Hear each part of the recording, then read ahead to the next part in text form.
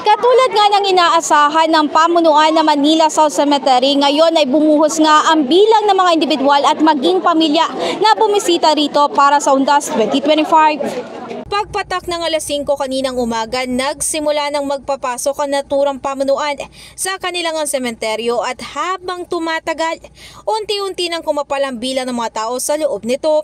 Kabilang naman sa mga bumisita ngayong umaga si Roma at ang kanyang pamilya. Sino yung binibisita nyo ngayon? Lolo ko po.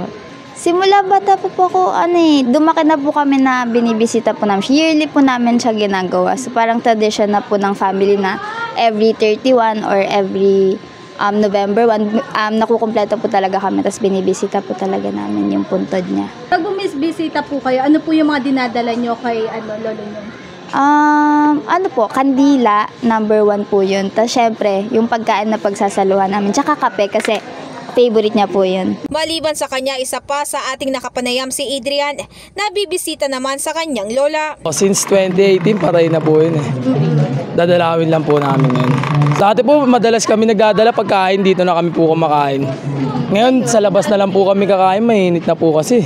Kaalinsabay naman ng pagbuhos na maraming bilang ng tao ay sinamantala rin ng ilang nagtitinda ang pagkakataong ito para makabenta. Ilan nga sa mga nakita nating ibinebenta rito ay mga bulaklak, kandila, tusok-tusok, mani, buko juice, palamig, inihaw na dried pusit at maging nilagang mais. Bilang bukas ay inaasahan pa ang pagdalo ng ilang habol na bumisita sa kanilang mahal sa buhay. Patuloy na nag-iwan ng paalala. Ito nga si Manila South Cemetery Director Rafi Mendez sa mga ito.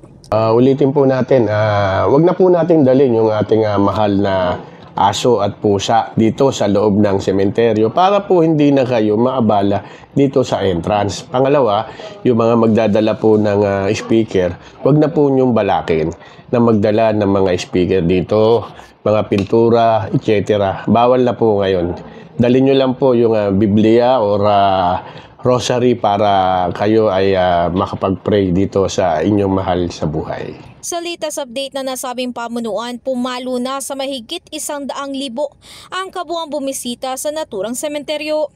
Pero katulad nga ng sinasabi ng ilan, huwag naman daw sana tuwing November lang natin naaalala ang mga namayapa nating mahal sa buhay.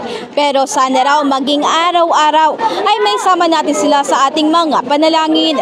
In the heart of changing lives, ako si Brigada Ann Cortas ng 105.1 Brigada News FM Manila, The Music News Authority.